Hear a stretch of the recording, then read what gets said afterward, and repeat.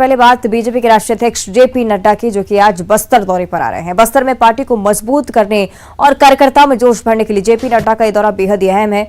JP Nadda Jagdalpur में BJP core group की बैठक लेंगे, उसके बाद सभा को संबोधित करेंगे। जेपी नड्डा मां दंतेश्वरी की भी पूजा अर्चना करेंगे। जेपी नड्डा के बस्तर दौरे को लेकर बीजेपी के सभी बड़े नेता बस्तर में ही आज मौजूद हैं। नड्डा के दौरे को लेकर सियासत भी दूसरी तरफ शुरू हो गई है। बीजेपी का दावा है कि नड्डा की रैली ऐतिहासिक होगी, पार्टी 2023 के चुनाव में जीत हासिल करेगी।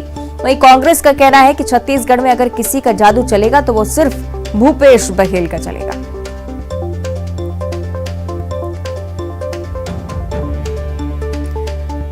तो ये कार्यक्रम स्थल की भी तस्वीरें आपको दिखा रहे हैं। तस्वीर के जरिए आप समझ सकते हैं कितने बड़े स्तर पर जेपी नड्डा के कार्यक्रम को लेकर तैयारियां की गई हैं। बस्तर में तमाम बीजेपी कार्यकर्ता यहां सभा स्थल पर मौजूद रहेंगे। तमाम बड़े नेता बीजेपी के यहां पर पहुंच चुके हैं।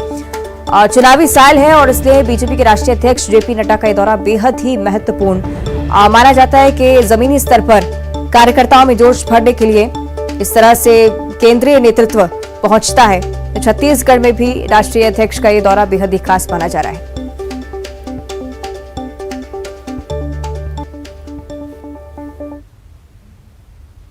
आगे बढ़ते हैं, नारायणपुर से अगली बड़ी खबर है। नारायणपुर जाने वाले हैं आज बीजेपी अध्यक्ष जेपी नड्डा। बीजेपी जिला उपाध्यक्ष को श्रद्धांजलि देंगे।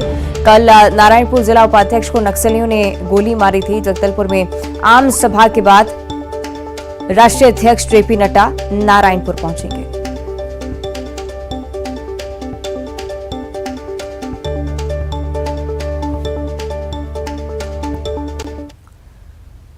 ज्योतिष पीठाधीश्वर शंकराचार्य स्वामी अविमुक्तेश्वरानंद ने कांग्रेस पार्टी को बड़ी सलाह दी है। शंकराचार्य का कहना है कि कांग्रेस पहले अपना जनाधार मजबूत करे और फिर किसी पर चुटकी ले, क्योंकि वर्तमान में कांग्रेस की स्थिति बेहद खराब है और वो किसी पर चुटकी लेने की हालत में नहीं है। जबलपुर में एक धार्मिक कार्यक्रम में शामिल होने के लिए शंकराचार्य यहां पहुंचे थे और मीडिया से बातचीत करते हुए ये बयान उनका सामने आया।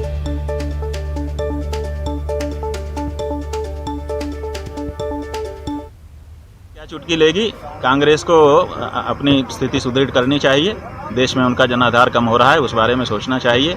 ये जो चुटकी उटकी लेंगे, चुटकी वो लेता है जो सक्षम होता है। आपकी हालत खराब है, आप चुटकी लेने में बैठे हुए हो। चुटकी कौन लेगा आप बताओ? जो खाए पिए मस्त बैठा है वो चुटकी लेगा, व्यंग्य करेगा। आप अभी आप बहुत पीछे हो, बहुत परेशान हो। आप पहले अपनी स्थिति अच्छी करो, उसके बाद चुटकी उटकी लेना। और भागवत जी भी अपना बहुत लंबा जीवन जी चुके हैं, वो तो उनकी मजबूरी है। राजनीति को बैलेंस करने के लिए उनको बोलना पड़ रहा है, सब जान रहे हैं। और इधर मंडला के नैनपुर तहसील के पिंडराई में गजरथ महोत्सव का आयोजन हुआ, जहां पर जैन मुनि श्री आचार्य जय सागर जी महाराज ने मुख्यमंत्री शिवराज सिंह चौहान को आशीर्वाद दिया। उन्होंने पुनः मुख्यमंत्री बनने और दिल्ली से केंद्र तक की यात्रा करने का आशीर्वाद दिया है। उन्होंने कहा कि सीएम शिवराज की जो भी योजनाएं हैं वो बड़ी ही प्रशंसनीय है। चौहान जी साहब ने इस गजरथ के लिए शुभकामना दी। मैंने उन्हें यशस्वी भवा और पुनः मुख्यमंत्री से और दिल्ली की केंद्र तक की यात्रा वो पूरी करे, इसका मैंने आशीर्वाद उन्हें दिया। चलिए, इन तमाम गतिविधियों को लेकर और ज्यादा चर्चा हम करेंगे। राजनीतिक पार्टियों की हम प्रतिक्रिया लेंगे। सबसे पहले कांग्रेस की तरफ से भूपेंद्र गुप्ता जी हमारे साथ जुड़ रहे हैं। भूपेंद्र जी, बहुत स्वागत करती हूँ आपका न्यूज 18 पर। जी भूपेंद्र जी, एक तरफ शंकराचार्य जी कह रहे हैं कि कांग्रेस को अपना जनाधार मजबूत करने की जरूरत है, दूसरी तरफ आचार्य जय सागर जो कि आशीर्वाद दे चुके हैं शिवराज सिंह चौहान को कि दोबारा से मुख्यमंत्री बनेंगे। आपकी प्रतिक्रिया इस पर? इसमें जो है धार्मिक व्यक्तियों पर मेरी कोई प्रतिक्रिया मैं नहीं देना चाहता हूँ। उन क्षेत्र अलग है और राजनीति का क्षेत्र अलग है। बड़ा कनेक्शन भूपेंद्र जी तब बैठता है जब इनके जो फॉलोअर्स हैं वो सुनते हैं उन्हें। मुझे कि आप हमारी तरफ से बोल दीजिए सर, मुझे बोल लेने दें। बोलिए बोलिए। ना तो धर्म को राजनीति में हस्तक्षेप करना चाहिए, ना राजनीति को धर्म में हस्तक्षेप करना चाहिए। अगर ये हो रहा है तो ये दोनों तरफ से अतिक्रमण है। तीसरी चीज ये है कि ये नया युग है, कलयुग में है, जो राज सत्ता के गुणगान करने का युग है। तो बहुत सारी तरह से लोग जो है राज सत्ता का गुणगान अलग अलग तरीके से करते हैं। अच्छी बात है कि मुख्यमंत्री जी को दिल्ली की सत्ता में आगे बढ़ने का, प्रधानमंत्री बनने का आशीर्वाद जो है मुनि महाराज ने दिया है। तो वो उस रास्ते पर आगे बढ़े, मध्य प्रदेश का कम से कम कल्याण हो, इससे मध्य प्रदेश में जो है एक नए सुशासन की संरचना हो। ठीक है, बीजेपी की तरफ से इस पर हम प्रतिक्रिया लेते हैं। रजनीश जी हमारे साथ जुड़ चुके हैं। रजनीश जी, स्वागत है आपका न्यूज 18 पर। जी धन्यवाद। शंकराचार्य जी कह रहे हैं कांग्रेस को जनाधार मजबूत करने की जरूरत है, लेकिन भूपेंद्र गुप्ता जी कह रहे हैं कि उनको प्रतिक्रिया नहीं देनी चाहिए थी। फिलहाल आपसे रिएक्शन चाहेंगे इस पर। देखिए, शंकराचार्य जी और इनके पूर्ववर्ती शंकराचार्य जी जब स्वरूपानंद जी कांग्रेस के पक्ष में बयान देते थे, भाषण करते थे, तब कांग्रेस को अच्छा लगता था, उनके नेताओं को अच्छा लगता था। और आज वस्तु स्थिति जिस प्रकार से शंकराचार्य जी ने अभिव्यक्त की है, सीधी सपाट भाषा में कहा कि भैया आपकी हैसियत ही नहीं है चुटकी लेने की, पहले जनाधार कर लो तब दूसरे पे चुटकी लेना। चुटकी सक्षम व्यक्ति लेता है, तो वो इस नाते अपनी बात कह रहे हैं और बिल्कुल सटीक कह रहे हैं कि आप जनता से लगातार दूर हो रहे हैं, जनता से कटे हुए, आपस में बटे हुए हैं और टिप्पणी करने का काम, टीका टिप्पणी करने का काम दूसरे दलों पर करते, इसलिए उन्होंने ये बात कही है। अब ये कांग्रेस को सलाह है, आपने मीडिया के माध्यम से दिखाई है, तो मुझे लगता है कांग्रेस माने तो ठीक, नहीं माने तो ठीक। और संतों की जो जनमुनि का आशीर्वाद की बात कर रहे हैं, भारतीय जनता पार्टी को, भारतीय जनता पार्टी के कार्यकर्ताओं को, नेताओं को, हमारे कार्यक्रमों को, अभियानों को सदा संतों का आशीर्वाद मिलता रहा है। हम ठीक मार्ग पर चलते रहें, यही संतों से हम कामना करते हैं, प्रार्थना करते हैं। और भारतीय जनता पार्टी उन्हीं के बताए हुए मार्ग पर जब से बनी है तब से आगे बढ़ रही है। ठीक है, चलिए अब कांग्रेस के ऊपर है वो किस तरह से लेते हैं। शुक्रिया आपका रजनीश जी इस पूरी बातचीत के लिए। भूपेंद्र जी आपका भी बहुत बहुत धन्यवाद। और अब बात करेंगे शहडोल की, जहां पर दगना कुप्रथा ने अपनी जड़ें मजबूत कर रखी हैं। जमीनी स्तर पर दगना को लेकर कई सामाजिक कुरीतियां हैं। ये बेहद अमानवीय है, इसमें बच्चों की मौत तक हो जाती है। अलग अलग इलाकों में अलग अलग मान्यताएं हैं। हालात तो यहां तक है कि नवजातों के अलावा बड़े बुजुर्ग भी गर्म लोहे, काली चूड़ी और नीम के डंठल से आज भी खुद को दागते हैं। उनका दावा है कि उनके शरीर का कष्ट इससे दूर हो जाता है। इस सामाजिक कुप्रथा की पड़ताल करने न्यूज 18 की टीम उन प्रभावित गांव में पहुंची। रिपीट।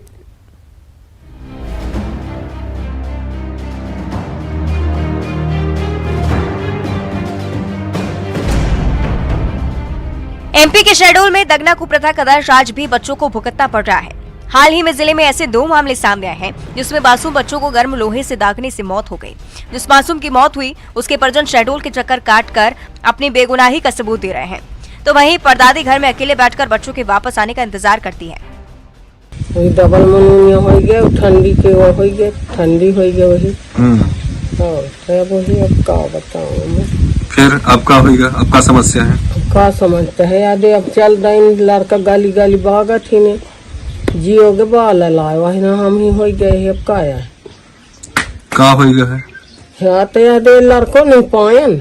हाँ। अब गली गली लड़को भागा थी ने, अब जौन हो जौन न हो, सूरी हो फांसी हुई, अब भोगी लड़का। अब का करूँगा? का बीमारी हो रहा? कुछ बीमारी नहीं रहता है, अब पीरी हो जाते साहब हमारे जातन मान लिए गरीबी तो हालत। दगना कुप्रथा को लेकर जिला प्रशासन और मेडिकल कॉलेज आमने सामने आ गए हैं। कलेक्टर का कहना है कि बच्ची की मौत निमोनिया के कारण हुई है, जबकि मेडिकल कॉलेज के डॉक्टर मौत की वजह कहीं न कहीं दगना को ही बता रहे हैं।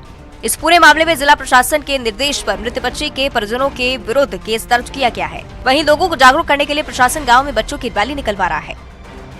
जिला प्रशासन दगना को रोकने के लिए हर संभव प्रयास कर रहा है। आप मेरे पीछे देख सकते हैं, यहाँ पे प्रशासन रैली निकाल रहा है दगना कुप्रथा को रोकने के लिए। सामतपुर गाँव है जहाँ पर दगना कुप्रथा को रोकने के लिए रैली निकाली। दागने से बच्चे मरे, अच्छा भया न कोई। दागना प्रथा अपराध है, सभ्य समाज के लिए अभिशाप है। दगना कुप्रथा के खिलाफ प्रभावित इलाके का प्रशासन लगातार दौरा कर रहा है। साथ ही लोगों को जागरूक करने के लिए गांव-गांव जागरूकता अभियान चलाया जा रहा है। बड़ी अंधविश्वास से भरी गंदी कुप्रथा है कि गांव में बच्चे को कोई तकलीफ हो, दुधमुहा बच्चा जो कुछ बोल नहीं सकता है, लगातार रो रहा है, तो उसको अस्पताल में दिखाने की जगह अगर किसी दाई को बुला के टोना टोटका नज़र उतारने के लिए किसी सलाई से उसकी नरम चमड़ी को दाग दिया जाए, तो वो इन्फेक्शन का इलाज केवल तत्काल पानी है, क्योंकि टिश्यूज अंदर अंदर टिश्यूज प्रभावित होते जाते हैं और लगातार वो लेटेंट हीट अंदर जाती रहती है। That is very dangerous for the kid. दगना प्रथा से हुई दुर्घटनाएं कलेक्टर मैम ने तत्काल संज्ञान लिया और एक अर्जेंट मीटिंग बुलाई जिसमें जागरूकता अभियान चलाने के लिए सारे अधिकारियों को निर्देश दिए। दगना कुप्रथा के कारण हुई 2 मासूमों की मौत के बाद प्रभावित गांव में दहशत का माहौल बना हुआ है। दगना करने और करवाने वाले हर दिन पुलिस और प्रशासन के चक्कर काट रहे हैं। दिन भर गांव में प्रशासनिक अधिकारियों की दौड़ से सड़कों पर धूल उड़ रही है। बाहर से आने वाले हर व्यक्ति पर ग्रामीणों की नजर होती है। जैसे ही उनसे दगना कुप्रथा को लेकर कोई सवाल या जानकारी पूछी जाती है, सबका एक ही जवाब निकलकर सामने आता है, साहब इस बारे में हमें कोई जानकारी नहीं।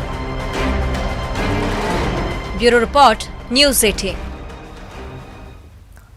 एमपी के शहडोल में लगभग 2000 से ज्यादा बच्चे इस कुप्रथा का शिकार हो चुके हैं। प्रशासन लगातार जागरूकता अभियान चला रहा है, कार्रवाई भी कर रहा है, लेकिन इसके बावजूद मैदानी स्तर पर इस कुप्रथा को रोकने की पूर्ण सफलता हाथ नहीं लग सकी है।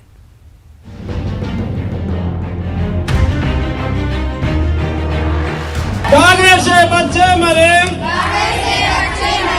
बच्चा भाया न कोई।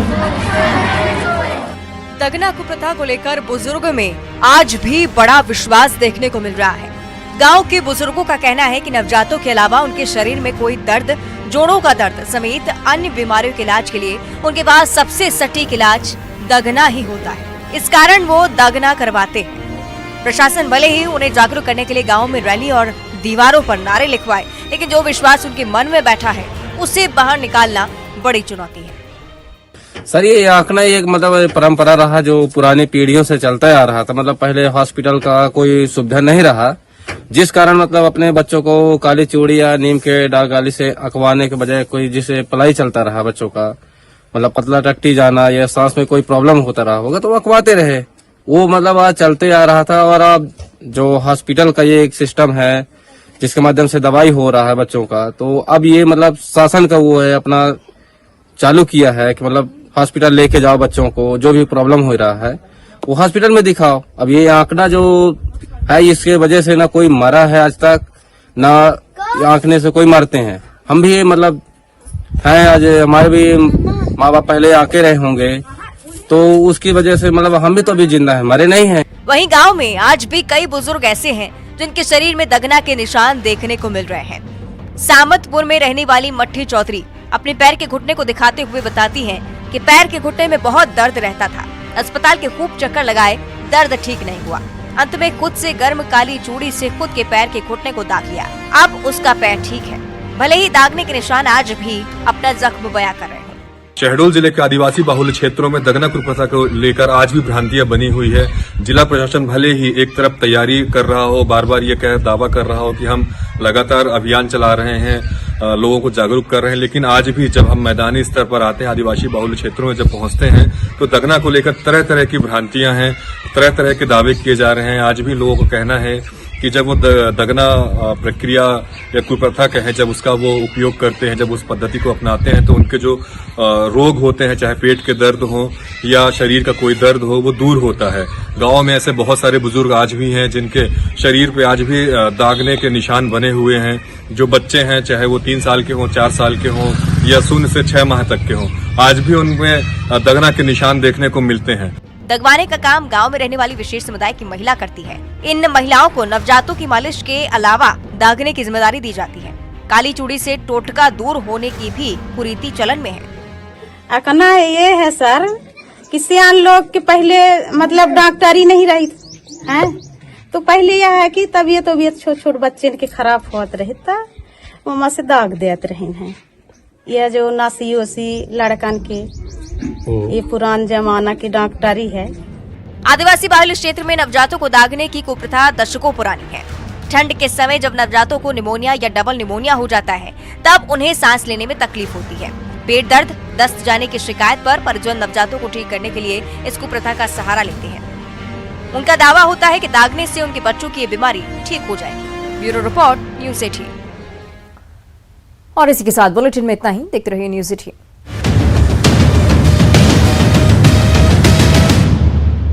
क्या नए प्रयोग सरकार करने